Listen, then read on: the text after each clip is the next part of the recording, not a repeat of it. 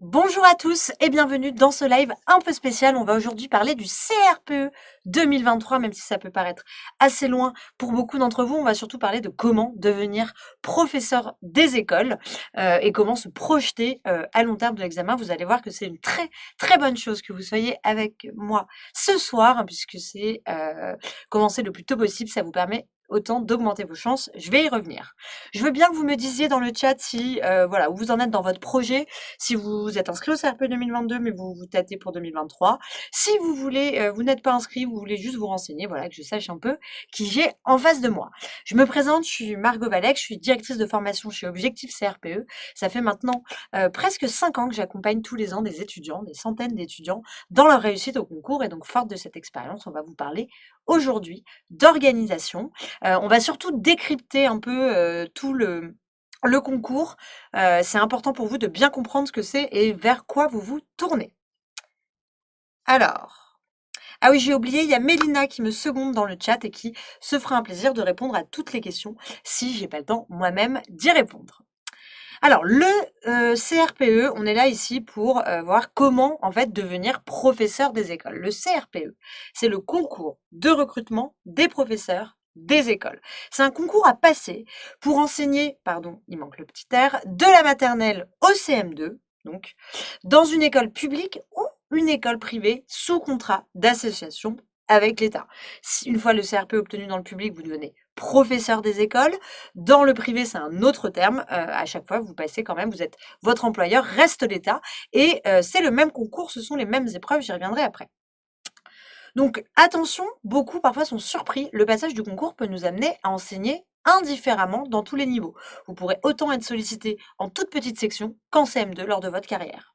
Et c'est un passage obligatoire pour être titulaire. Vous n'êtes pas sans savoir qu'il existe des voies pour pouvoir enseigner à l'école primaire. Vous pouvez être en effet contractuel, mais dans ce cas-là, vous n'êtes pas titulaire de la fonction publique ou titulaire dans le privé sous contrat d'association, donc vous n'avez pas les mêmes avantages. C'est des contrats précaires sur un an. Super, il y a plein de gens. Alors, il y en a qui sont inscrits sur 2022 qui hésitent, il y en a qui hésitent 2023-2024. J'ai un petit coucou d'Audrey, salut Audrey, et voilà pour ça. Alors, beaucoup, vous allez me dire, mais pourquoi on est le 30 novembre 2021? Pourquoi s'y prendre dès maintenant? Eh bien, vous avez tout à fait raison. La première question, c'est le temps. Le CRPE, c'est un problème incompressible, extrêmement vaste. Vos camarades qui le préparent pour cette année, si vous avez autour de vous, vous le diront. Hein, c'est un programme long qui peut être fait en plusieurs étapes, mais commencer maintenant, c'est vous permettre de le faire beaucoup plus sereinement. Ça vous permet de gagner du temps par semaine. Je veux bien aussi que vous me disiez dans le chat, après avoir un peu expliqué comment vous vous projetez sur le concours, où vous en êtes, si c'est une reconversion professionnelle, par exemple, si vous êtes en master MEF, ça m'intéresse parce que se gagner du temps par semaine, eh bien ça vous avantage à tous les niveaux, surtout quand on est en reconversion, si on a un emploi ou une vie de famille à côté. Combiner les deux, c'est possible, mais plus on attend jusqu'au concours, plus c'est difficile à tenir, alors que commencer maintenant, c'est se permettre justement de souffler dans le temps et de s'accorder du temps. Alors ensuite, pourquoi? Eh bien parce que on va mieux apprendre. Donc, si vous apprenez, vous allez réactiver, vous allez apprendre, retravailler des notions, vous entraîner, vous aurez beaucoup plus de temps pour vous entraîner et donc ça va vous permettre d'améliorer votre mémorisation. Et ce n'est pas pour rien. La préparation, donc nous on a plusieurs types de préparation. Celle qui commence en ce moment, c'est la préparation qu'on appelle anticipée. Et c'est celle aussi qui réussit le mieux pour nos élèves. On est à 80,9% de réussite parmi les élèves qui ont réalisé tout leur concours blanc sur la préparation anticipée. On est à 69% de réussite au global. Donc il y a vraiment, si vous vous y tenez à cette préparation et que vous vous entraînez, c'est vraiment mettre toutes les chances de votre côté pour ça, pour le temps. Donc le programme, je vous en ai parlé, hein, il y a les savoirs fondamentaux, les bases, maths et français, ça c'est indubitable, vous allez être professeur des écoles, vous allez l'enseigner, enseigner les mathématiques et le français, donc il va falloir tout revoir et maîtriser parfaitement.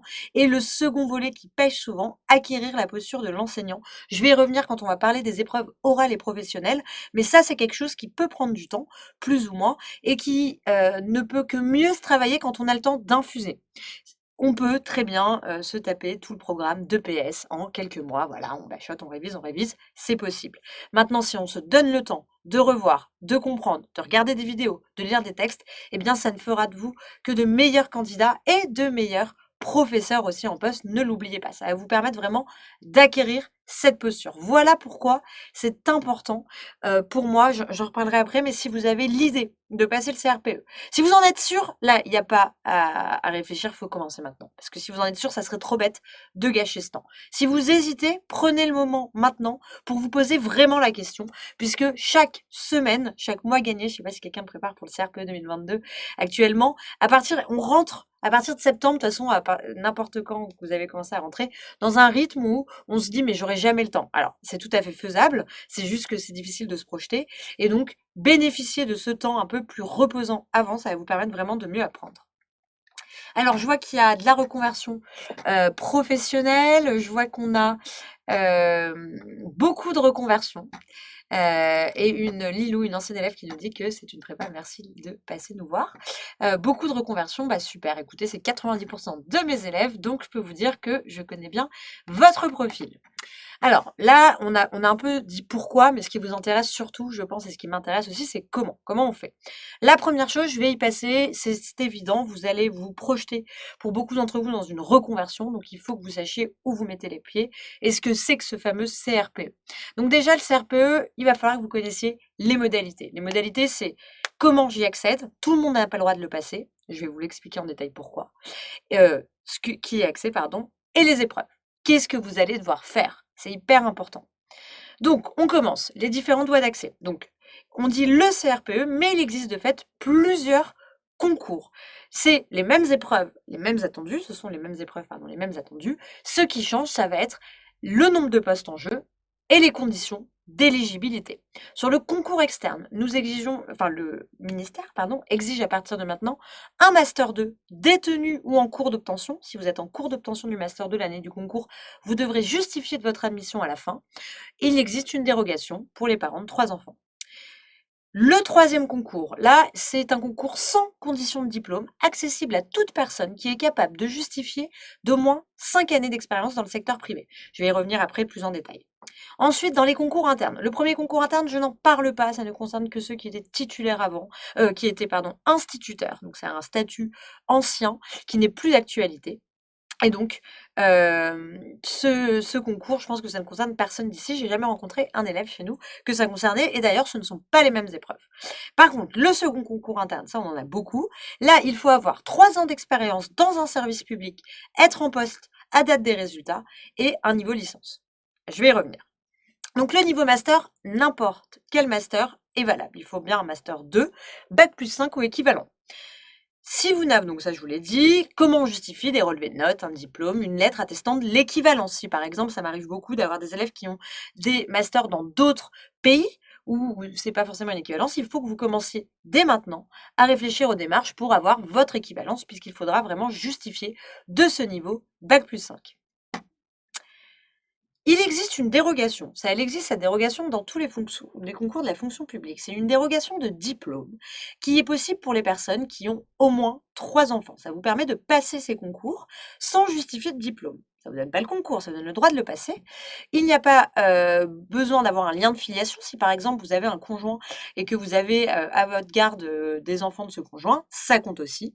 Et le 3e enfant doit être né au plus tard à la date de publication des résultats d'admissibilité. On aura un livret de famille ou tout autre document que vous jugerez utile, par exemple une attestation de la CAF, un avis d'imposition, voilà, qui justifie que vous avez au moins 3 enfants à charge. Pour le second, concours interne. Donc ça, c'est le concours externe. Là, on vous demande licence ou équivalent. Pareil, bac plus 3, là, on est sur du bac plus 3. Et il faut avoir travaillé au moins 13 années dans le service public et être agent titulaire ou non titulaire de la fonction publique, enseignant non titulaire dans un établissement à l'étranger ou militaire. Donc ça, il faut que vous le soyez. Vous soyez en poste. Si vous avez été militaire, ça ne marche pas. Si vous rentrez dans les catégories que j'ai décrites ci-dessous, vous avez été pendant 3 ans dans les 6 dernières années agent non titulaire, assistant d'éducation ou surveillant, ça fonctionne aussi. C'est un concours où il y a plusieurs subtilités. Je vous invite à consulter la page de Devenir enseignant qui est très précise et qui vous indiquera voilà, si vous hésitez entre une ou l'autre des situations. Enfin, 3e concours, là il faut 5 ans de travail dans le secteur privé. Pas continu, pas forcément en temps plein, juste 5 années d'expérience. Et vous avez jusqu'au résultat d'admissibilité. Là, on a comme justificatif, il va falloir collecter des contrats, des attestations employeurs, des relevés retraite, ça fonctionne très bien, des fiches de paye. Tout ce qui peut prouver au ministère que vous avez bien ces 5 années d'expérience dans le secteur privé. Donc là, voilà, ça c'est des voies d'accès. Donc la première chose, si vous êtes là, vous prenez des infos, c'est vous posez cette question, est-ce que je rentre dans l'une des catégories? J'oublie. Là, la première règle, ça c'est pour tous les concours, il faut avoir la nationalité d'un pays membre de l'Union européenne. C'est très important. Vous avez un doute sur votre éligibilité, vous savez pas très bien, vous êtes dans une situation un peu particulière, n'hésitez pas à contacter les services du concours de votre académie. Vous pouvez aussi nous poser la question, mais pour une réponse officielle sur des cas très particuliers, c'est les personnes les plus à même de vous répondre. Après, nous, on connaît pléthore de situations. Je suis sûre que Mélina, dans le chat, répondra déjà à vos questions et pourra vous aiguiller. Alors, le nombre de postes disponibles et de candidats diffère. Concours externe, 9 470 postes en 2020, T1, pardon. 29 000 candidats présents. Troisième concours, 700 postes, 2300 candidats présents. Donc, vous voyez, on est sur à peu près les mêmes ratios. Mais voilà, nombre de postes, nombre de candidats diffèrent. Certaines voies ne sont pas ouvertes tous les ans. Ça, c'est important. Le concours externe sera ouvert dans toutes les académies tous les ans. Par contre, le second concours interne ou le troisième concours, pas forcément. C'est aussi une information à prendre en compte. Et ça, vous le savez, à l'ouverture des inscriptions en septembre. Donc ça, je vous l'ai dit, vérifiez votre éligibilité, c'est le moment. Vous ne vous lancez pas dans un concours tant que vous n'êtes pas sûr que vous pouvez passer. Alors, vous pouvez être éligible à plusieurs voies. Dans ce cas-là, vous vous inscrirez aux deux, soit vous avez déjà une voie ou vous inscrivez aux deux, et vous choisirez le jour J. Là, vous pourrez regarder dans votre académie ce qui se fait. Il y a des académies où le taux d'admissibilité il est le même. Bon, là, vous pouvez passer les deux voies. Il y en a d'autres où c'est très différent. Dans ce cas-là, on privilégiera celle qui est, entre guillemets, la plus accessible. Deuxième choix important qu'il faut bien comprendre, donc vous passez le CRPE, même concours, mêmes épreuves, même jury, et vous devez choisir au moment de l'inscription si vous allez le passer pour travailler dans une école publique ou dans une école privée sous contrat d'association avec l'État. Attention, c'est très important ce choix parce que quand on a choisi... Oula, attendez, je sais pas si mon micro... Je vais refaire un petit truc, je veux pas que ça pose problème. Là, ça devrait être mieux. Quand on choisit, on y reste. Il n'y a pas de passerelle possible entre le public et le privé. On passe le public, on place le privé. Ça, c'est très important à avoir en tête. Vous pouvez vous inscrire aux deux et vous ne choisirez, in fine, que le jour J. Mais attention, il y aura une démarche supplémentaire, puisque dans le privé, je vais y revenir après, on passe le préaccord collégial.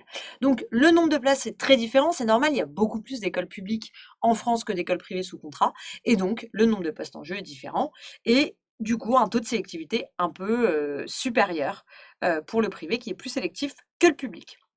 On est presque sur les mêmes jurys, donc on a vraiment des personnes du secteur public. Il ne faut pas oublier que ça sera les mêmes épreuves et les mêmes sujets, puisque l'employeur, in fine, reste l'État. Donc on n'est pas sur des sujets différenciés, c'est vraiment les mêmes sujets à l'écrit, à l'oral. Et il peut y avoir des représentants des établissements privés dans les jurys oraux. Alors, dans le privé, il y a une démarche supplémentaire à effectuer qui est importante à avoir en tête, c'est le préaccord collégial. Il faut la faire théoriquement en amont des inscriptions, dans les faits, c'est plutôt en amont du résultat. L'idée, c'est que donc, quand vous passez le privé, vous êtes là pour, en fait, passer, ça s'appelle pas tout à fait la même chose d'ailleurs en théorie, c'est vous passez un certificat d'aptitude. En gros, vous prouvez que vous pouvez être professeur des écoles. Et le préaccord collégial, c'est les chefs d'État de l'enseignement privé qui s'engagent à vous trouver un poste si vous êtes admis au concours. En gros, c'est ça. Et donc, vous allez devoir prendre contact avec les services de l'enseignement privé, monter un dossier, donc c'est du CV, lettre de motivation, un peu classique, faire un entretien avec eux, et à la fin, refus ou accord. Si vous avez un refus, vous ne pouvez pas passer le CRPE privé. Donc pareil, ça c'est des démarches. Si vous êtes sûr, persuadé que vous voulez passer le CRPE privé, renseignez-vous dès maintenant. Si vous hésitez, vous vous inscrirez aux deux. Je répète, les inscriptions au concours, elles auront lieu en septembre. En cas de refus, voilà, vous inscrivez aux deux, comme ça vous pouvez au moins vous rabattre sur le public. Alors là, j'ai parlé du public et du privé. Je vais regarder s'il y a des petites questions dans le coin, mais je vois que Mélina vous répond super bien, donc c'est très bien.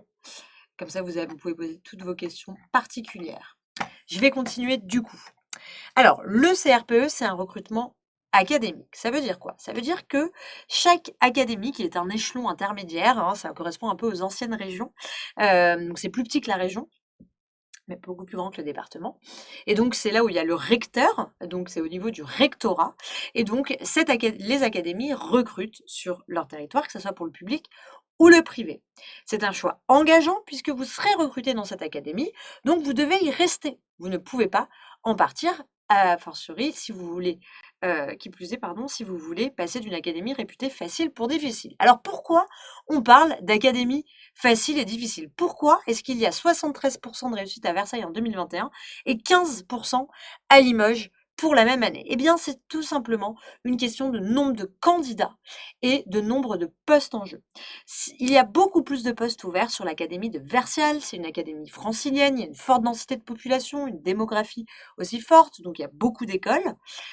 Et à contrario de l'académie de Limoges, par exemple. Et en même temps, les conditions, voilà, on est en banlieue parisienne, il y a peut-être moins de candidats aux promotions. Il y a autant de candidats sur l'académie de Créteil que l'académie de Grenoble, alors qu'il y a, je ne sais plus exactement les chiffres, mais il y a au moins 6 fois moins de postes en jeu. Donc c'est juste ce ratio-là, poste sur candidat, qui fait qu'effectivement, il y a des académies réputées plus faciles. Mais attention, quand vous le passez là-bas, vous y restez. Donc ça, c'est très important. Et ça, c'est une question à vous poser. Si vous décidez, ça peut être un choix de vie, un choix de déménagement, par exemple. Il faut que vous vous projetiez dans votre futur lieu d'habitation si vous souhaitez changer pour vous rapprocher d'une académie, entre guillemets, plus facile. Il faut savoir que voilà, les académies difficiles, c'est faisable, mais ça va être un niveau différent qui va vous être demandé et donc vous avez encore plus intérêt dans ces académies à vous préparer le plus tôt possible. Alors, il faut savoir qu'il existe des sessions complémentaires dans 2 académies, les 2 dont je vous ai parlé, Créteil et Versailles, puisqu'ils n'arrivent pas à recruter assez de personnel à niveau lors de la session générale. Donc, Créteil organise une session supplémentaire depuis 2015, c'est pas forcément reconduit, puisque Versailles l'a organisé par exemple en 2018, 2019, 2020, mais pas l'année dernière. Donc si elles ont lieu, elles sont annoncées en janvier-février. Donc vous pourriez, si là vous voulez voir un peu ce que ça donne, vous pourriez vous inscrire à la session supplémentaire s'il y en a une, et puis pour les écrits, vous pouvez passer vous pouvez passer les écrits dans vos académies, c'est délocalisé. Par contre, après les oraux, ça se fait à Créteil ou à Versailles, et donc vous pouvez pour voir un peu ce que ça donne. Maintenant, ça sera annoncé qu'en février-mars, et du coup le délai est très court puisque les écrits ont lieu 2 semaines après les écrits officiels, donc vers la mi-avril comme d'habitude. Seul le concours externe est concerné. Et on ne sait pas aujourd'hui, effectivement, c'est une inconnue, je ne sais pas si vous êtes au courant, mais le CRPE a changé cette année. Donc, on a eu une réforme du concours en profondeur. Et donc, on ne sait pas encore ce qui va advenir de ces sessions complémentaires. Autre obligation pour le CRPE, ce sont les attestations de secourisme et de natation. Ça en surprend beaucoup, donc autant que vous le sachiez maintenant, vous allez devoir montrer que vous pouvez nager 50 mètres et que vous avez une formation au premier secours C parce que vous allez devenir professeur des écoles, vous allez encadrer des enfants et pour des raisons de sécurité, vous êtes obligé de passer ces 2 attestations. Il n'y a pas de limite de validité, même s'il y en a une écrite sur votre PSC1, c'est toujours valable pour le CRPE. Il faut que vous ayez montré qu'une fois, vous l'avez passé. Autre conseil, si vous êtes sûr de passer le CRPE, vous allez avoir vraiment d'autres chaises à fouetter l'année prochaine, donc essayez de le passer assez tôt. Le brevet de natation, ça se passe dans n'importe quelle piscine publique. Vous prenez un rendez-vous et vous nagez 50 mètres de nage libre de votre choix. Et le secourisme, là, vous prenez rendez-vous, ça peut être dans une caserne de pompiers, dans un centre Croix-Rouge, voilà, il y a des associations qui font ce genre de formation. Il y a une liste d'équivalence que vous pouvez trouver sur devenir enseignant. Et pour la date de rendu, les académies diffèrent, ça vous le saurez, mais c'est en deuxième partie, c'est plutôt ça commence là en novembre avant le concours, jusqu'aux épreuves et aux résultats d'admissibilité. Voilà, et ne faites pas comme Laetitia, qui en 2017 avait oublié son attestation de le passer et du coup a perdu le bénéfice du concours. Ça serait trop dommage. Aussi, si pour ceux qui, on en a parfois, ont une peur de l'eau, par exemple, vous pouvez commencer à travailler dessus dès maintenant, puisque ça sera obligatoire, vous ne pourrez pas passer le concours sans ça. Handicap et CRPE, je fais un petit point parce que je tiens à en parler pour ceux qui sont concernés. Il y a des dispositifs particuliers. Si votre handicap le permet, vous pouvez demander un aménagement des épreuves. Donc là, ça sera l'inscription au CRPE. Vous cocherez une case qui vous dira je désire un aménagement des épreuves. Vous aurez un dossier à remplir, à retourner pour décider de l'aménagement, s'il est accordé ou non. Et en cas d'admission, vous aurez une visite médicale pour vérifier que votre handicap est bien compatible avec votre nouveau poste. Il existe une procédure particulière pour les titulaires d'une RQTH. Donc, c'est qu'une reconnaissance de la qualité de travailleur handicapé. Si vous avez une RQTH et que vous êtes éligible au concours externe par le diplôme, en gros, si vous avez un Bac+5 et que vous avez une RQTH, il existe dans toutes les académies une autre procédure que le concours pour devenir professeur des écoles titulaires. Ça s'appelle le recrutement BOE, bénéficiaire de l'obligation d'emploi. Les modalités sont explicitées sur le site de chaque académie. Donc ça, il faut un peu fouiller, regarder, voilà, recrutement BO, je sais pas, Académie de Lille, ou les appeler directement pour avoir les infos. Et donc là, on candidate, on renvoie un dossier, CV, lettre de motif, justificatif, et ensuite on passe un entretien avec souvent des inspecteurs. C'est un entretien sur votre motivation et votre capacité à vous projeter dans le métier. Donc souvent, quand vous avez une année de préparation au concours, vous préparez le concours et que vous êtes pris dans une de ces filières de recrutement, eh bien, vous êtes vraiment bien, si vous avez été motivé, que vous avez bien suivi les cours, a priori, il y a énormément de chances pour que cela passe. Ensuite, une fois, là je parle vraiment que de la procédure BOE, donc quelque chose de très particulier, je ne parle pas du tout de la voie du concours, je pourrais en parler après de ce qui arrive après. Mais donc là, quand vous êtes recruté par là, vous faites 1 an en tant que contractuel avant d'être titularisé et de devenir professeur des écoles. Si vous êtes déjà fonctionnaire, vous ne pouvez pas passer par cette procédure. Donc je précise aussi pour les autres, parce que c'est peut-être pas très clair, mais quand vous passez le CRPE, vous allez, je l'avais dit un peu au début, mais je le redis, vous allez, en cas d'admission, être affecté en tant que professeur des écoles stagiaires. Donc pendant 1 an, vous allez être encadré, formé. En parallèle, vous allez être en responsabilité, donc vous aurez une classe, vous ne serez pas tout seul, vous serez en binôme. Donc vous aurez une classe et vous serez en formation. Et à la fin de cette année, sera décidé ou non de votre titularisation. Ça peut arriver, mais ça reste extrêmement rare. Il faut vraiment qu'il y ait un gros problème pour que la titularisation ne se passe pas.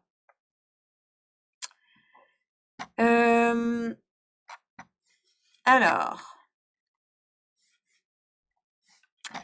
on va parler des nouvelles épreuves. Je vois que Meina continue à vous répondre à chacun d'entre vous. Donc, n'hésitez pas à lui poser vos questions. Et donc, pour répondre quand même à la question à l'oral de Développe-toi, y a-t-il des places pour le 3e concours sur toutes les académies Toulouse, Albi? Alors, Albi, c'est pas une académie. Albi, ça fait partie de l'académie de Toulouse, justement. Eh bien, pas forcément. Il existe, donc là, par exemple, cette année, je crois qu'il n'y a pas eu de 3e concours à Toulouse. Toulouse, c'est 1 an sur 2 qu'il y a ça. Voilà. Donc ça peut arriver. Pardon, je suis désolée, mais vous m'entendez bien? Oui, j'ai l'impression. J'ai l'impression de faire des bêtises avec le micro, mais je crois que j'ai pas de problème de son. Alors, on va parler des nouvelles épreuves. Je dis les nouvelles, mais en fait, l'année prochaine, elles seront déjà plus considérées comme nouvelles. Mais le CRPE, maintenant, c'est 3 épreuves écrites d'admissibilité, français, maths, épreuve d'application, 2 épreuves orales d'admission. Donc là, on passe à la première barre, on est pris ou pas. On passe à la 2e phase de sélection, épreuve orale d'admission et une épreuve facultative de LVE. Je vais y revenir pas à pas. Alors, important pour vous. Ah, je croyais que je vous l'avais mis sur une salle. C'était pas le bon. Donc, ici, on a un résumé un peu du nombre de points par épreuve. Donc là, je vous laisse regarder un peu. Donc on a 20 points en français, coef 1, 20 points en maths, coef 1, 20 points à l'épreuve d'application, coef 1. Et là, pour les oraux, donc la 2e partie, 20 points à l'épreuve de leçon et 20 points à l'épreuve d'entretien, coef 4 et 2. Donc à votre avis, ça paraît évident, mais qu'est-ce que nous dit ce petit tableau récapitulatif des épreuves? Ah oui, j'ai oublié de vous dire, ne vous embêtez pas à prendre plein de notes. Mon support est téléchargeable, le lien est épinglé et comme ça, voilà, vous avez toutes les infos que je vous donne là, elles sont dans le support. Et donc, qu'est-ce qu'on voit ici quand on regarde ça? Eh bien, une information quand même assez importante, c'est que 1 tiers seulement des points sur les épreuves écrites 2 tiers des points se font sur les épreuves orales. L'admission, les épreuves orales, c'est la clé de l'admission au CRPE. Et ça, on a trop tendance à l'oublier. Et c'est vrai qu'on se concentre beaucoup sur les épreuves écrites parce qu'on voit ça comme la première ligne d'arrivée, hein, enfin le première étape à franchir. Mais si on réussit, c'est très bien de passer les écrits, mais si on a les écrits mais qu'on n'a pas le temps de réviser les oraux après, dans ce cas-là, c'est la cata et c'est très difficile de se rattraper. Et donc les oraux, pour vous dire, les écrits ça se passe début avril, les oraux ça commence un mois et demi après. Donc si on n'a pas révisé les oraux avant, c'est extrêmement compliqué de le faire dans le temps imparti. Honnêtement, c'est quasi impossible parce que vous allez voir, c'est un programme très costaud. Et donc c'est pour ça que c'est un avantage pour tous ceux qui sont là ce soir. Si vous commencez tôt, vous n'allez pas avoir à faire ce choix. Parfois, là, en ce moment, il y a des gens qui doivent faire des choix et commencer par le français maths parce que de toute façon, voilà, c'est comme ça. Vous allez pouvoir commencer les oraux dès la première partie de votre préparation dès avant cet été. Et ça, c'est une chance extraordinaire, vous allez le voir, parce que c'est énormément d'infos, c'est un vocabulaire, une posture à apprendre, je vais y revenir après. Et donc, notamment, il y a une épreuve qui s'appelle l'épreuve de leçon, qui vaut 44% des points, qui vaut presque la moitié de la note au CRPE. Donc ça, c'est l'épreuve, il ne faut pas la rater. Si on la rate, c'est fini. On peut avoir 20 sur 20 en maths français, si on rate cette épreuve, on n'est pas pris. Alors, hop, on va partir sur les épreuves. Ah bah voilà, non mince, n'importe quoi. Excusez-moi, il y a eu un petit doublon.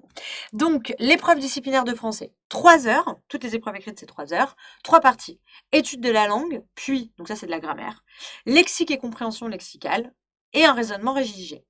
Les 2 premières parties, si vous voulez voir un peu à quoi ça ressemble, il y a des sujets zéro qui ont été produits, puisque ça va être la première année, donc il n'y a pas d'annale, mais il y a 2 sujets zéro. Et sinon, les 2 premières parties, ça correspond franchement aux parties 1 et 2 du CRPE précédent. Et aux parties 2, à la partie 2, n'importe quoi.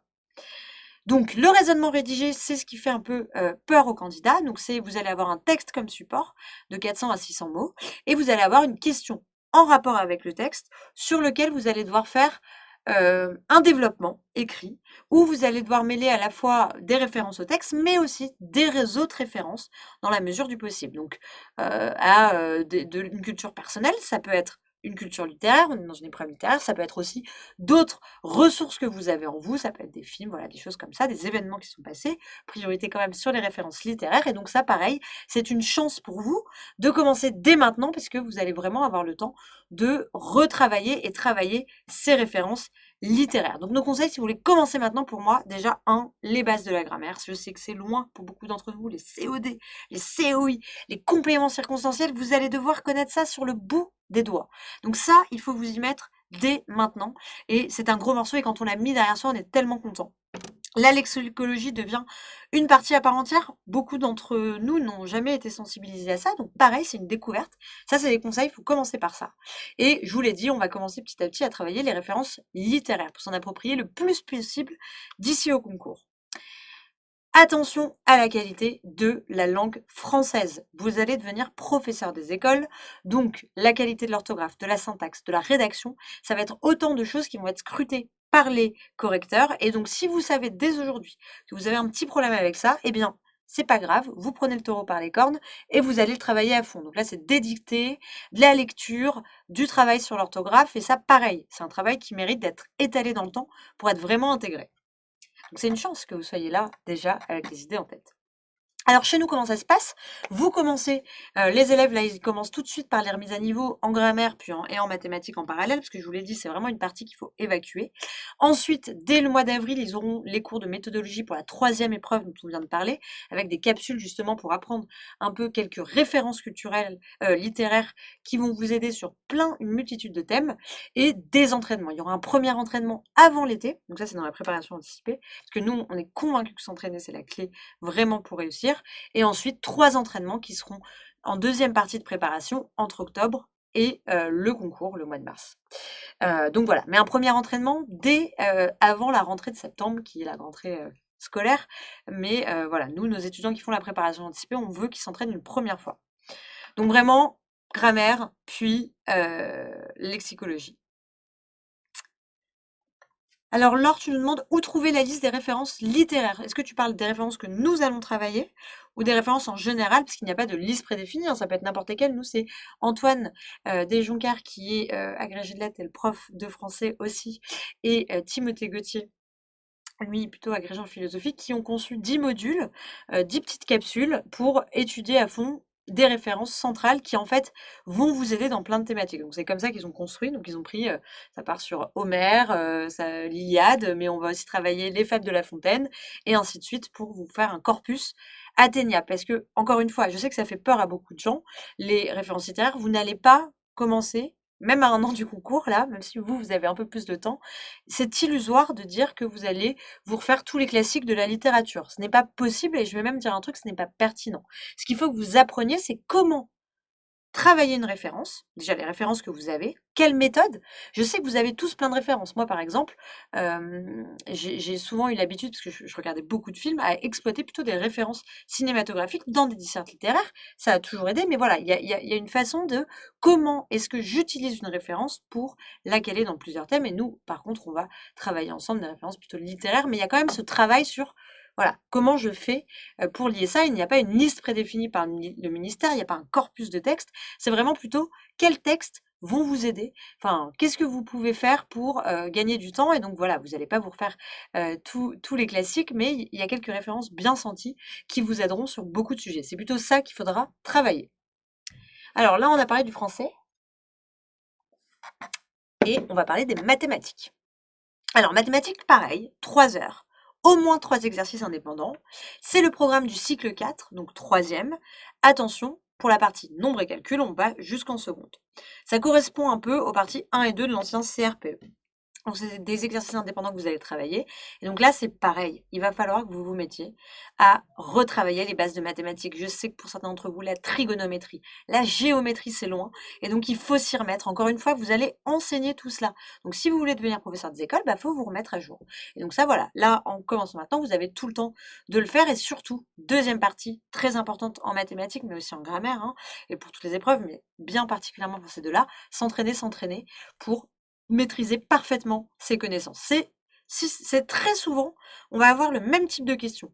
On va avoir vraiment le même type de questions. Donc, une fois que vous êtes entraîné suffisamment, que vous savez comment les maîtriser, ça va être beaucoup plus facile pour vous. Le jour du concours, vous allez voir, vous n'allez pas être perdu si vous commencez à vous entraîner et vous réentraîner. Alors chez nous, comment ça passe? Pareil, comme la grammaire, là les élèves commencent dès maintenant, ils vont avoir des remises à niveau jusqu'au début des cours en live en avril. En maths pour voir vraiment les bases du programme, puis des cours en live avec les premiers entraînements, donc des concours blancs. Donc nous, pardon, j'ai oublié de vous dire, mais les concours blancs, c'est évidemment des sujets originaux. Et on entend par concours blanc un sujet que vous rendez où vous avez une vidéo correction, c'est-à-dire un professeur qui va commenter votre copie à voix haute, pas à pas, en vous pointant vos points forts, vos points faibles et des conseils pour réussir. Voilà pour l'épreuve de maths. On va continuer sur l'épreuve écrite d'application. Alors, c'est une épreuve de 3 heures aussi, qui là est un peu plus professionnelle. L'objectif de cette épreuve, telle qu'elle est écrite dans le référentiel du concours, c'est apprécier la capacité du candidat à proposer une démarche d'apprentissage progressive et cohérente. Donc, en gros, vous allez avoir un dossier avec des travaux issus de la recherche, des documents pédagogiques, et vous allez devoir, à partir de cela, concevoir et ou analyser une séance. Vous aurez le jour J 3 sujets différents sur la table.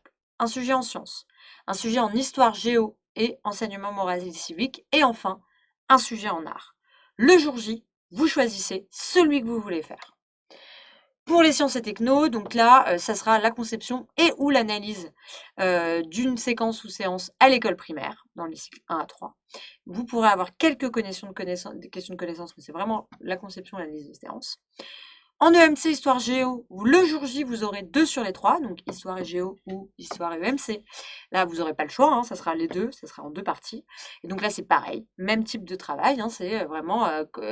là, vous pouvez aller regarder les sujets zéro, c'est assez intéressant, mais c'est vraiment construisez une analyse de la séance proposée. Voilà, ça peut être ça en histoire, plus une autre petite question. Donc voilà, ça c'est vraiment celle-là. Et en art, on a éducation musicale, art plastique, histoire des arts. Donc il faut travailler ces 3 domaines et le jour J, 2 parmi les 3 seront sélectionnés au préalable par le jury. Et donc vous travaillez sur 2 parmi ces 3-là. Donc, il y aura des connaissances disciplinaires à acquérir, a priori niveau 3e. Alors, il ne faut pas avoir une connaissance parfaite, et encore une fois, je vous le dis, c'est vraiment l'aspect didactique qui est la clé, c'est une épreuve professionnelle, mais il faut quand même que vous connaissiez un peu les sujets. Et donc là, vous pouvez regarder les manuels de 3e, les annales de brevet. Et ensuite, ce qui va être intéressant, et ce que nous, on va faire, c'est on va vraiment travailler la didactique de ces disciplines. Comment on enseigne l'histoire à l'école? Et c'est ça qui va vous être demandé. On n'enseigne pas pareil. L'histoire, il y a des référentiels. En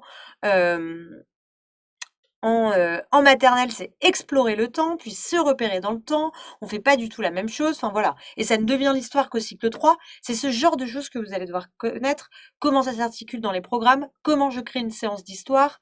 Pour quel niveau. Quels sont les invariants. Vous allez voir que construire une séance, et c'est ça qui est hyper intéressant pour ce nouveau CRPE, c'est que il y a une compétence qui est comment je construis une séquence et une séance. Et ça se répète dans toutes les épreuves que j'appelle professionnelles, c'est-à-dire celle-ci et les 2 épreuves orales. C'est vraiment comment construire une séance et une séquence, et ça, c'est vraiment le métier de prof que vous allez découvrir. Et donc ça, plus vous y prenez tôt, mieux vous allez maîtriser les concepts. Et donc, pour ces domaines, plusieurs stratégies, puisque vous aurez les choix devant vous, les 3. Le jour J, ça va être qu'est-ce que je fais? Est-ce que je me concentre sur un domaine? Donc là, c'est vraiment si j'ai pas le temps. Moi, je vous le dis, si j'ai pas le temps, et j'excelle en plus en sciences, enfin, je sais pas, je vais faire un master de biologie, je me connais super bien, et j'ai vraiment pas le temps à côté, bon, bah, je fais qu'un domaine à fond. Et puis voilà, je prie pour que le sujet me parle le jour J. Autre possibilité, j'en prends 2 parmi les 3. J'ai un peu plus de temps, voilà, bah, je me prépare 1 an et demi avant. Je peux commencer à en travailler 2 parmi ces 3-là, pour me laisser le choix. Deux stratégies différentes, l'une et l'autre sont valables, ça dépend de vous. Donc chez nous, ça commence, je vous l'ai dit, par ce fameux tronc commun didactique commun à toutes les épreuves professionnelles. C'est quoi les programmes en maths? C'est quoi la maternelle? Parce que la maternelle, ça a des particularités. Comment je construis une séance, une séquence? C'est quoi l'évaluation à l'école? Ce genre de concepts vont être clés, et ça, chaque fois, c'est des cours de 2 heures avec des mises en situation pour vous aider à comprendre. Ensuite, par domaine, on va parcourir tout le domaine par cycle, hein, l'enseignement des sciences au cycle 1, l'enseignement des sciences au cycle 2, au cycle 3, en traitant des sujets. Et pareil, entraînement, 4 concours blancs écrits, comme les autres épreuves écrites. Voilà pour les épreuves écrites. Je vais passer à l'épreuve orale de leçon, la terrible, la plus difficile, celle qui vaut le plus de points et sur laquelle il ne faut pas se louper. Donc, c'est une épreuve, mais je vous rassure, je vous fais peur, mais franchement, c'est faisable. Et pour ceux qui sont...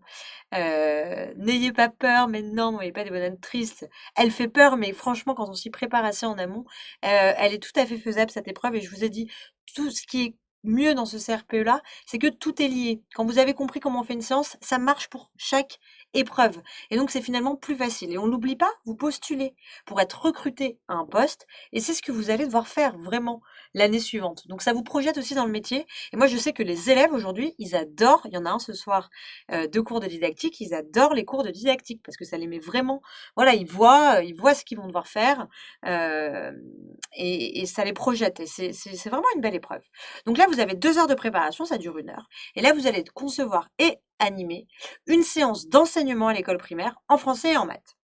Vous allez avoir 2 sujets que vous allez tirer, un en maths, un en français et un dossier. 2 heures de préparation, et à partir de ce sujet, vous allez montrer comment vous construisez une séance sur ce sujet. Donc ça peut être, je sais pas, l'orthographe au cycle 2, avec des documents bien sûr qui vous aident en fin de cycle 2, voilà, faites une séance et vous allez devoir l'exposer ensuite. Donc comment ça s'expose? Vous commencez par... Ah, très bizarre, ma petite scène, c'est pas la bonne, mais bon, c'est pas grave. Donc 2 heures de préparation, puis on commence par l'exposé de français qui dure 10 à 15 minutes maximum, l'entretien sur le restant, donc l'entretien avec le jury qui va vous poser des questions. On enchaîne avec les maths, 30 minutes pareil, 10 à 15 minutes pour dire comment vous enseignerez ce sujet dans le cycle qui vous a été donné, et 20 à 15 minutes d'entretien. Je réponds à la question, je fais un petit aparté, pour répondre à la question de Marion qui me demande, je me permets de reposer ma question, que se passe-t-il quand la titularisation est refusée? C'est extrêmement rare qu'une titularisation soit refusée. Moi, ce que j'ai vu souvent, c'est un aménagement avec une seconde année de stage ou alors un élève va faire quelques modules. Mais souvent, vraiment, c'est que si ça se passe, c'est que ça s'est passé mal un peu toute l'année et qu'il y a eu des très gros problèmes. Et j'ai très rarement vu ça, malgré nos centaines d'admis depuis 4 ans. Donc les sujets, on y va. Il y a un sujet de leçon dans un des domaines de l'enseignement, on les situe dans l'année de l'élève, et donc vous devez composer de chaque leçon de son déroulement. Donc ensuite, vous avez des questions qui peuvent être sur les connaissances disciplinaires et didactiques. On se rassure, disciplinaire, vous aurez déjà vu tout ça, puisque vous aurez passé les écrits, que vous aurez obtenu une super note, et donc vous saurez tout sur le bout des doigts. Alors, comment on fait? Alors déjà, on vous l'a dit, maths et français, de toute façon, vous allez les revoir. Le jury évaluera votre capacité à vous projeter, donc attention à votre posture. Vous allez devoir acquérir vraiment un vocabulaire et une façon de penser prof. Comment on fait dès maintenant? Il va falloir commencer à rentrer dedans, dans les programmes. C'est quoi l'enseignement des maths et du français? C'est extrêmement décrit, en plus c'est une priorité pour Jean-Michel Blanquer, donc vraiment c'est au cœur. Pour vous aider à vous projeter, de 2011 à 2013, il y a eu une épreuve orale de didactique en français et en maths. Ça peut vous aider à voir un peu les types de sujets, parce qu'on a peu d'infos cette année.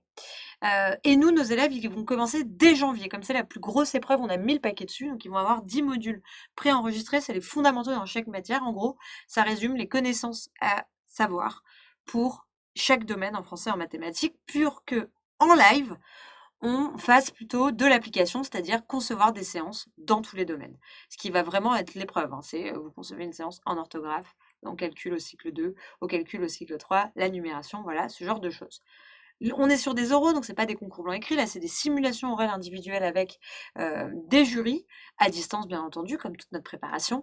Et donc là, voilà, vous allez devoir vous-même vous entraîner à 2 reprises dans l'année en conditions.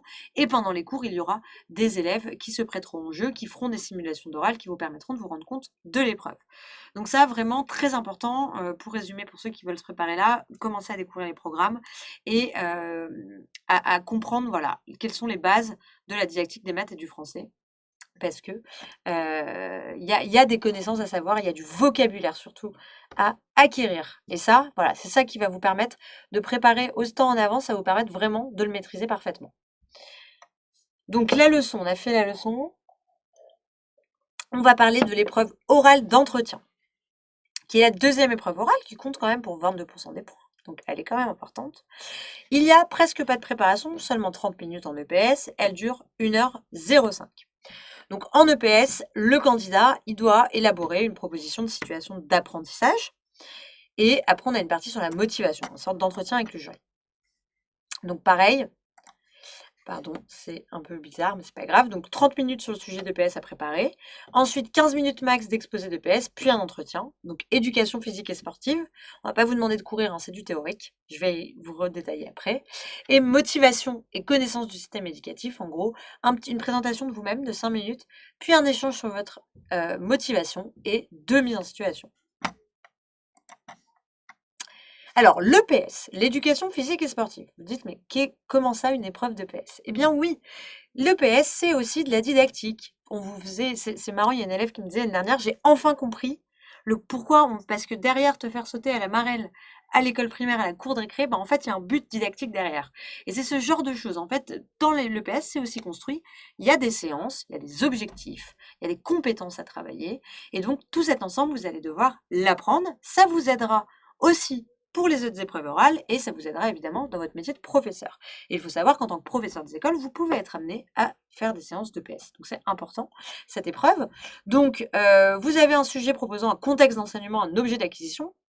Exemple, vous êtes dans une classe de CM2, vous avez envie de renforcer la cohésion de votre classe, alors je dis n'importe quoi, sur une séance, qu'est-ce que vous mettez en place? Et donc là, vous allez choisir l'activité que vous allez faire à vos élèves et comment vous allez l'organiser. C'est ça l'EPS. Donc, c'est une épreuve, comme elle est un peu obscure et que c'est quelque chose qu'on ne connaît pas du tout, elle est très souvent délaissée malheureusement par les candidats. Or, il faut profiter de commencer tôt pour justement l'avoir. Ah, décidément, j'ai pas de chance avec mon micro. Je pense que je vais le mettre comme ça marcherait beaucoup mieux. Voilà. Et donc, il faut commencer tôt pour ne pas la laisser de côté comme trop souvent quand voilà, on est un peu ric-rac, on fait maths, français, un peu de dida et ça passe complètement à la trappe alors vous allez voir, il y a des connaissances à acquérir et une méthode aussi. Et notamment, ça vous aide aussi à mieux comprendre le développement de l'enfant, parce que ça, c'est un focus, nous, c'est un des premiers cours qui a lieu dans l'année. Voilà, un enfant de 2 ans, on ne lui fait pas la même chose qu'un enfant de 12, et donc comprendre son développement psychomoteur, c'est très important. C'est là aussi, on va avoir pas mal d'aspects réglementaires et de sécurité qui vont vous aider pour votre posture d'enseignant, parce que vous allez être vraiment en situation d'encadrer des enfants. et bien sûr la séance et la séquence. Donc il y a des invariants à tous les domaines, mais il y a des particularités pour le PS. Donc nous, voilà, pareil, on commence avant l'été avec ces cours sur les champs d'apprentissage, le développement de l'enfant et c'est quoi le PS à l'école. Et ensuite, on approfondira pendant l'année avec des traitements de sujets, de simulations d'oral individuelles, bien sûr, pour vous entraîner, une avant les écrits, une après les écrits. La deuxième partie, c'est nouveau. C'est cette année, ça n'existait pas avant, ça s'appelle projection dans le métier. Et donc là, vous allez avoir une petite fiche de candidature où vous mettez vos 3 expériences principales professionnelles et en formation. Donc ça, c'est vraiment en support. Et ensuite, vous allez vous présenter en 5 minutes. Et vous présenter votre parcours et vos expériences. Alors, je sais que beaucoup d'élèves en reconversion se disent, mais moi, je rentrerai jamais dans ces cases-là, ça ne sera pas pour moi. Rassurez-vous, vous avez, je suis sûre, dans vos parcours professionnels passés, plein d'expériences qui peuvent vous aider à valoriser des compétences du professeur des écoles. Donc, il va falloir travailler à partir du référentiel de compétences du professeur des écoles, qui est accessible en ligne, que vous pouvez trouver dès maintenant, qui vous liste toutes les compétences d'un professeur des écoles. C'est comme une fiche de poste et vous préparez un entretien. Donc l'avantage quand vous êtes en reconversion professionnelle, c'est que des entretiens, vous en avez déjà passé, vous savez comment ça se passe, et donc ça, voilà, ça au moins la technique vous l'avez, maintenant il faut l'adapter en mode ministère de l'Éducation nationale. Et échanger avec le jury pendant 10 minutes pour montrer pourquoi vous présentez le concours. Ensuite, pendant 20 minutes, on va vous donner 2 mises en situation, l'une d'enseignement, l'autre en lien avec la vie scolaire. Donc ça peut être un élève part de la place en courant, qu'est-ce que vous faites? Voilà, des mises en situation. Pareil, comme il peut y avoir dans des entretiens. Et donc là, vous allez devoir montrer comment vous connaissez le système éducatif, ce que vous savez, comment vous réagir. Et donc là, c'est vrai qu'il y a un certain nombre de connaissances à connaître, le fonctionnement de l'école, les règles, les droits et les devoirs du fonctionnaire, tout cela, c'est des éléments qu'il va falloir maîtriser pour pouvoir répondre à ces questions. Donc là, il va falloir travailler, je vous l'ai dit, la motivation et le discours. Hein. Pour commencer maintenant, ça va être ça, prendre le référentiel, regarder. Alors ça, c'est quelque chose qui peut se travailler peut-être plutôt en deuxième partie de préparation, mais par contre, les grands classiques de la CSE, c'était une épreuve l'année dernière, mais c'est la connaissance du système éducatif. Ça, pour vous, c'est élémentaire. Vous allez devoir, c'est quoi les valeurs de l'école? Ça, c'est vraiment dissociable. Les droits et les devoirs du fonctionnaire, les difficultés scolaires, l'organisation de l'école, les relations avec les parents, comment ça fonctionne. Tous ces éléments, vous allez devoir les apprendre et les maîtriser. Et donc nous, pour toute la partie motivation, entretien, il y a des cours de coaching, voilà, pour vous aider un peu à quelles informations je sors de mon parcours, comment je les présente, sur quoi je m'appuie pour l'entretien. Et pour toute la partie connaissance du système éducatif, on va parcourir ensemble les grands thèmes nécessaires. En gros, quand vous avez cela, vous pouvez répondre à peu près à toutes les situations. Et pareil, entraînement, un oral avant les écrits, un oral après les écrits. Je finis par l'épreuve facultative de langue vivante étrangère. Donc là, il y a 30 minutes de pré. Donc c'est une épreuve où vous choisirez à l'inscription au concours, est-ce que je la passe ou pas. Vous avez le choix sur 4 langues, anglais, espagnol, italien, allemand. Vous avez 30 minutes de préparation, 30 minutes de passage. La particularité de cette épreuve, elle est facultative, seuls les coins au-dessus de la moyenne comptent. Donc ce sera vraiment un bonus pour ceux qui la passent. Et donc là, vous allez avoir un document support de 2 pages maximum que vous allez devoir présenter dans la langue choisie. Donc vous allez présenter ce document, ça peut être un extrait de manuel, ça peut être une production d'élèves, ça peut être une fiche séance par exemple, donc dans la langue. Exposer en français comment vous, en tant que professeur des écoles, vous utiliseriez ce document dans une séance de langue vivante, et ensuite discuter avec le jury. Donc voilà, je vous ai expliqué un peu le document, ce que c'était. Attention, le ministère recommande un niveau minimum B2. Si vous ne savez pas, regardez B2 en anglais, allemand pour voir à quoi ça correspond. En gros, il ne s'agit pas d'être bilingue, mais de maîtriser quand même tous les sujets, de pouvoir s'exprimer facilement. Vous aurez le droit au dictionnaire monolingue ou bilingue, mais le but, c'est pas non plus d'aller regarder chaque mot dans le dictionnaire. Et du coup, ça, c'est important à prendre en compte, puisque nos conseils là-dedans, c'est déjà, est-ce que vous souhaitez ou pas partir là-dedans? Si vous ne parlez pas un mot d'une aucune des langues citées, ne vous prenez pas la tête. Ça va vous mettre du stress supplémentaire parce qu'il va falloir quand même y aller à cette épreuve. Alors si vous avez 0, ça ne changera rien. Mais de toute façon, vous n'aurez pas 0 pour être présenté. Mais voilà, il n'y a pas de note éliminatoire. Mais quand même, ça peut être une première chose. Si vous êtes un peu juste, peut-être profitez de ce temps pour vous dire, bon, bah, je vais m'améliorer un peu sur cette langue. Et c'est un travail qui ne commencera pour vous, pour moi, qu'en deuxième partie de préparation, à part se remettre un peu dans le bain de la langue si vous n'y étiez plus et que vous souhaitez la passer. En première partie de préparation, je pense que c'est pas judicieux, surtout que vous avez vu, il y a du boulot sur les autres épreuves. Donc nous, chez nous, c'est une épreuve facultative, c'est une option facultative à prendre à l'inscription. Là, c'est qu'on se concentre sur la didactique des langues. Nous ne ferons pas de cours de langue. C'est à vous de s'assurer de votre niveau. Et on va vraiment parcourir, pareil, la didactique des langues vivantes à l'école. Il y aura 2 simulations orales, une avant les écrits, une après les écrits. Alors là, je vous ai détaillé, c'est un gros morceau. J'ai fait les modalités du concours. J'ai fait les épreuves. Je vais boire un petit coup. Et maintenant, on va rentrer dans une deuxième phase. Il est 19h50. Je pense que j'aurai fini avant 20h30, me connaissant. J'ai fait le plus gros, je vous rassure. Et là, on va un peu voir concrètement là comment moi je révise. Pour ceux qui veulent y aller. Alors, en fonction de votre profil, vous n'allez pas réviser de la même façon. Je vous ai dit, si vous passez une académie difficile, et une académie facile, vous n'allez pas vous concentrer sur les mêmes choses. Vous allez ensuite les études supérieures. Si vous avez fait des études, que vous êtes très fort en maths, par exemple, vous avez fait des études de maths, vous allez peut-être les remises à niveau de mathématiques, vous allez les faire parce qu'il faut vous remettre dans le vocabulaire de la géométrie. C'est pas parce qu'on a fait un bac+5 en mathématiques qu'on se souvient exactement de concepts vus pour des cycles 3. Mais voilà, ça vous demandera peut-être moins de temps, idem si, à contrario, on a quelque chose de plus littéraire. Et donc ça, c'est toutes les questions à vous poser qui vont vous permettre d'orienter vos révisions et de savoir, voilà, à contrario, vous avez toujours eu des gros problèmes en maths, très clair, vous avez du temps devant vous, ça va être ça votre gros focus, parce que vous avez vu, les maths, il faut les maîtriser. Idem pour le niveau d'orthographe, et j'ai un mauvais niveau. J'ai un mauvais niveau, mais ça, je le prends dès maintenant.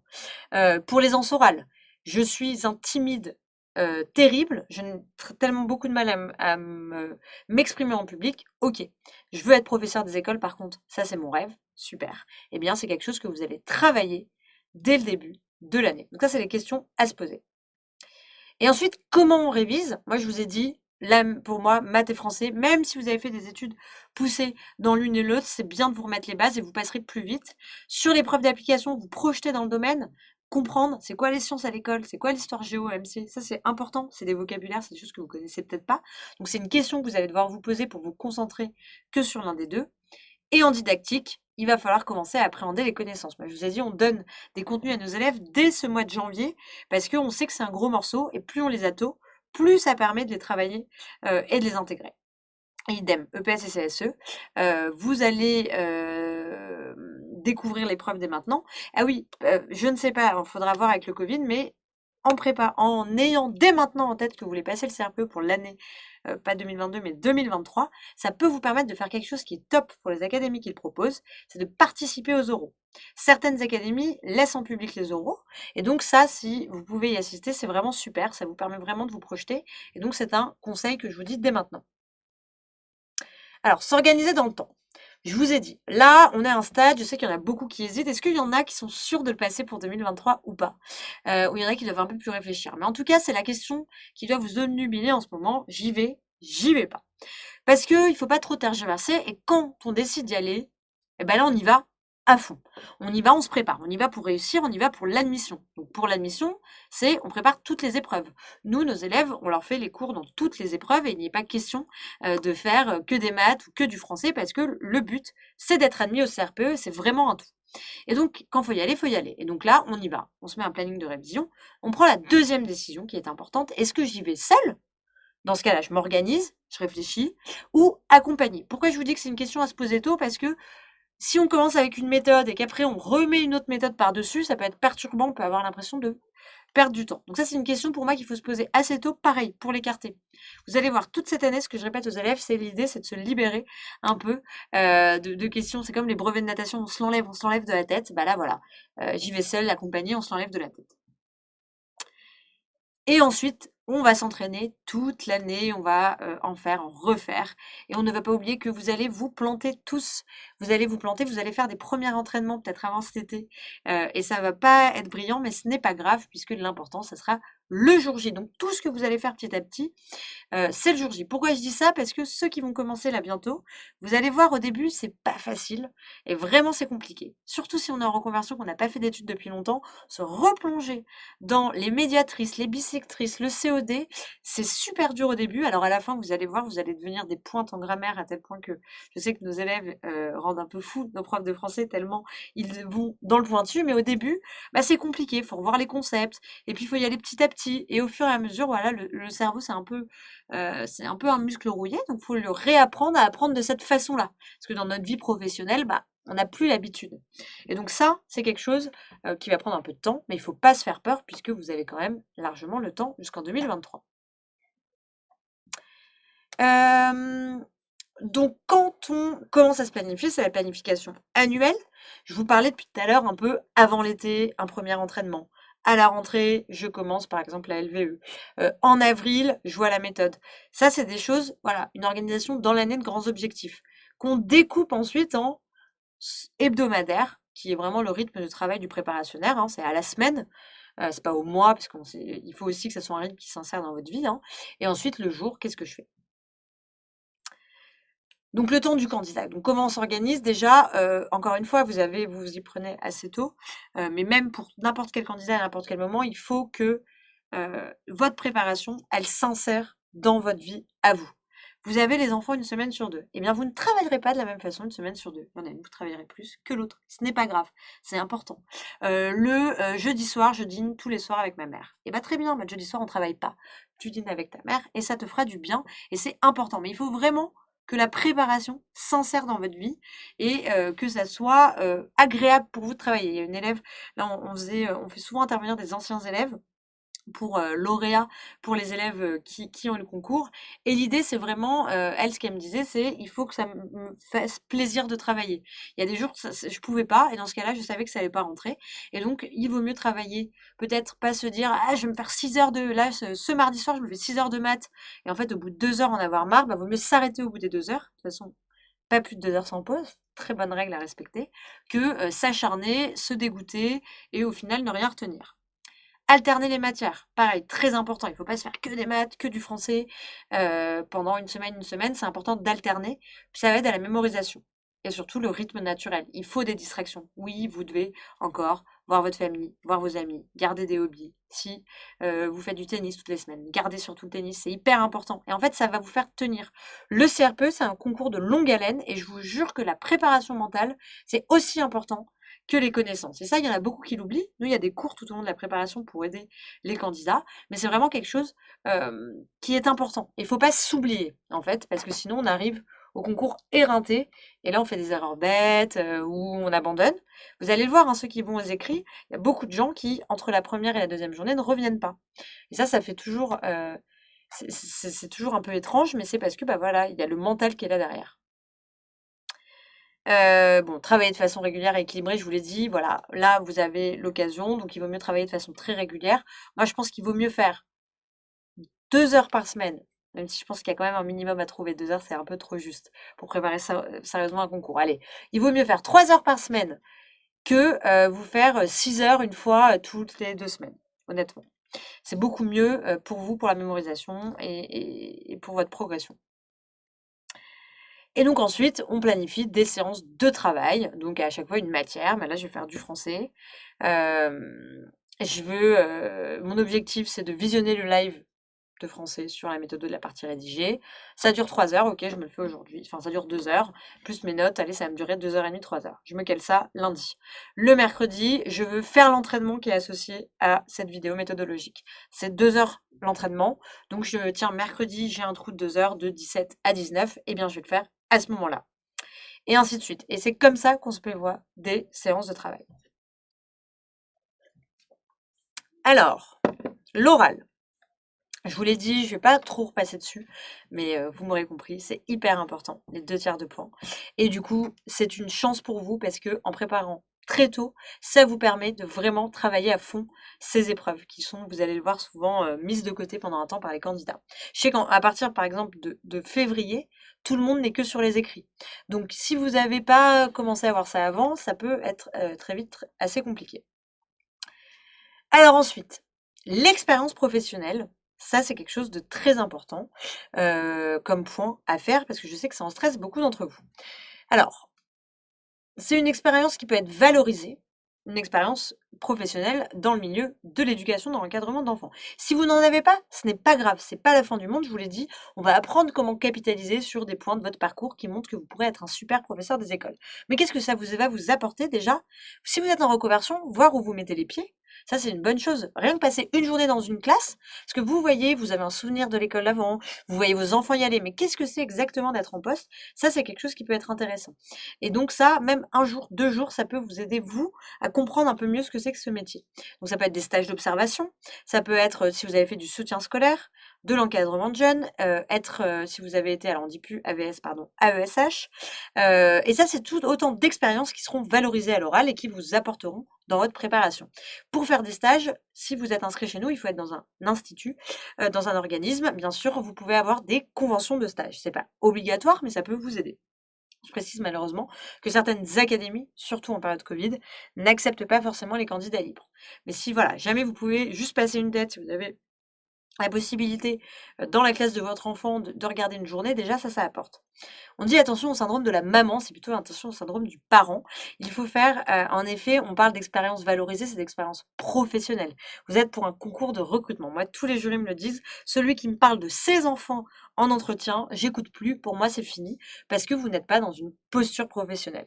Donc ça, c'est vraiment à différencier les deux et à se mettre dans une posture. De toute façon, c'est un concours de recrutement, hein, c'est vraiment un process de recrutement pour entrer en tant que professeur des écoles.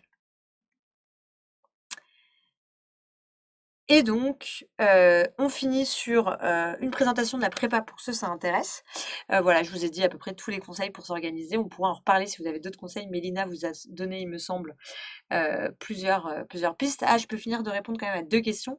Chloé, la pré-professionnalisation peut être un point appuyé lors de l'oral? Tout à fait. Tout à fait une expérience qui peut être valorisée. Et Aurélia, est-ce que le bénévolat auprès des enfants compte? Si c'est dans une logique un peu professionnelle, si par exemple tu as fait du soutien scolaire en bénévolat, ça tout à fait. Si c'est de la garde d'enfants, ça peut rentrer, mais on est quand même à la limite. Donc notre préparation anticipée au concours. Donc de l'inscription qui sont ouvertes maintenant depuis une semaine, on va faire progressivement des remises à niveau. Il y en a une en maths, une en français débloquée par semaine. Et ensuite, à partir de la mi-janvier, ça sera les fondamentaux de didactique. Donc je vous ai dit les connaissances de base en didactique et en français. Pareil, un de chaque par semaine jusqu'au mois d'avril. Avril, là, on commence à se plonger dans la méthodologie, de la partie rédigée, on approfondit des maths et on va découvrir l'EPS, la CSE, l'épreuve d'application, pour se lancer avant l'été dans un premier entraînement écrit, hein, pour vraiment se lancer dans le CRPE. C'est l'été, vous avez tous besoin de repos, donc la pause estivale, on révise les connaissances, on reprend son retard s'il y en a eu, c'est pas très grave, à ce stade c'est même pas du retard, et puis on se projette pour l'année prochaine pour ensuite rentrer dans une deuxième partie de préparation plus intense. En première partie, là je vous ai dit, il y a 2 à 3 remises à niveau par semaine selon les périodes. Ensuite, les lives, il y en aura entre 2 et 3 par semaine. Et en septembre, là, on intensifie le rythme. On est de 3 à 4. Alors pourquoi on intensifie? Parce qu'on sait très bien, d'expérience tous les ans, que là où vous allez, que c'est le moment où le cerveau est le plus disponible, on va, il y a le plus ça va être plus logique de se mettre à fond sur le concours à partir de septembre. On ne peut pas demander un rythme ultra soutenu sur 1 an et demi, vous allez vous griller, c'est pour ça qu'il y a la pause estivale, mais vous allez quand même prendre énormément d'avance par rapport à ceux qui ne commencent qu'en septembre.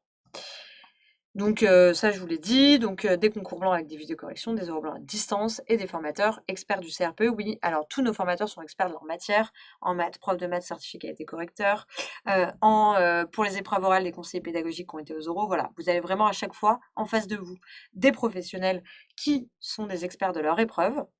Et donc nous sommes 100% à distance, c'est notre particularité. Je peux vous montrer un peu, pour ceux qui veulent voir, à quoi ressemble l'espace sur lequel vous travaillez. Donc là, par exemple, vous voyez, c'est un espace d'un élève. Demain, ils ont un cours à 20h sur le langage en maternelle. Où là, voilà, il y a des petits prérequis, des annexes à voir avant. Ils ont leur cours à venir, donc ils ont déjà eu un concours blanc en français. Et ils retrouvent dans un même espace l'intégralité de leur cours dans toutes les épreuves. Vous voyez, on va faire autant de l'épreuve d'application. On va voir les 3 domaines dont je vous ai parlé. Donc, explorer le temps, j'en parlais, les arts plastiques, pour ceux qui veulent. Et par exemple, projection dans le mati, on s'en parlait un peu tout à l'heure. Pour que vous compreniez bien, voilà, la présentation, ça fait vraiment l'objet de 2 cours, puis l'entretien de motivation. Et ensuite, on va parcourir ensemble toutes les connaissances nécessaires. Donc ça, c'est l'espace vidéo de nos élèves. C'est là où ils ont l'intégralité de les cours, c'est là que ça se passe. C'est un seul outil, c'est très simple d'utilisation. Vous voyez, j'ai navigué assez facilement. Donc ça, c'est pour la préparation. Et donc là, vous avez tous les cours à venir de 7 élèves. Et vous pouvez voir les derniers cours qui ont été diffusés. Et donc là, regardez, le dernier qu'elle avait vu, elle, c'est un cours en gestion du stress et des émotions dont je vous parlais, parce qu'on a aussi un accompagnement. On va au-delà des épreuves, on a un accompagnement en gestion voilà, du stress et aussi en mémorisation, puisqu'on a un coach en mémorisation. Donc ça, c'est pour les petites particularités, pour vous montrer un peu. Bien entendu, si vous souhaitez plus amplement, Mélina vous a mis des liens pour prendre des rendez-vous. On peut vous faire une démonstration beaucoup plus longue de la plateforme pour vous montrer un peu tout à ce quoi vous pourrez avoir droit. Vous avez bien sûr une communauté d'élèves. Alors, c'était les Magnolias cette année, la promo. On est encore en train de décider, vous allez voir sur nos réseaux bientôt, le choix du nom de la prochaine promo. Et là, c'est une vraie communauté d'entraide où vous avez des élèves partout en France, dans toutes les académies et de tous les niveaux, de tous les profils. Donc, vous aurez sûrement un binôme, ça c'est presque évident, et peut-être même un groupe de travail. C'est une revue de presse bimensuelle que vous fait l'équipe pour vous apprendre cette culture PE. Et donc, combien ça coûte? Ça coûte la prépa anticipée. Donc, c'est un accompagnement de maintenant jusqu'à la fin du... Ah, pardon, c'est marqué 2022, mais c'est 2023. Du CRPE 2023. Donc, c'est jusqu'au 15 juillet pour les cours sur les épreuves orales 2023. C'est 2650 €. Il y a une offre en ce moment jusqu'au 31 décembre. Ça sera 2400 €. C'est échelonnable. Donc, vous pouvez payer en 17 fois, je crois, si mes souvenirs sont bons. Et si vous voulez vous faire financer avec le compte personnel de formation, c'est possible. Ça coûte 2950 €. Prenez des rendez-vous si vous voulez plus de précisions sur ces modalités. Nos conseillers vous expliqueront. Pour si vous ne pouvez pas, nous sommes... chez nous, il y a vraiment une volonté que le prix ne soit pas un frein à l'inscription. Dans ce cas-là, on a mis en place un programme égalité des chances qui concerne à peu près un quart de nos étudiants. Donc, c'est un dossier à déposer de 4 pages où vous décrivez un peu votre situation. Et ensuite, en commission, sont examinés chaque dossier pour vous faire une proposition adaptée si vous rentrez voilà, dans des cases. Donc, on examine la situation financière, économique et familiale aussi, professionnelle. Voilà, ce genre d'éléments pour pouvoir vous proposer des réductions en fonction. Voilà, donc les inscriptions, donc là, il y a déjà des remises à niveau, ça va se mettre progressivement en ligne et c'est tout. Voilà, je vous ai parlé dans les grandes lignes du CRPE 2023. Aurélie me demande, est-ce que tous les lives sont en replay? Oui, pardon, l'intégralité de nos contenus, tous sont en replay jusqu'à la fin d'accès à la préparation. Donc c'est le 15 juillet, suivant le concours pour les épreuves orales, et le 30 avril, enfin ça dépend de la date du concours pour les épreuves écrites. Voilà, j'ai essayé de pas être trop longue, je sais que vous avez tous peu de temps. N'hésitez pas si vous avez d'autres questions sur le CRP 2023, sur la préparation, sur tous ces éléments. On se tient à votre disposition. En tout cas, je vous souhaite une très bonne continuation. C'est un magnifique projet. Moi, je trouve que s'y prendre maintenant, c'est vraiment mettre toutes les chances de son côté et c'est s'organiser sereinement. Donc, moi, je vous inciterai, si vous hésitez, à essayer voilà, de commencer à rentrer dedans. Et bonne soirée à tous et peut-être à très bientôt, j'espère. Au revoir.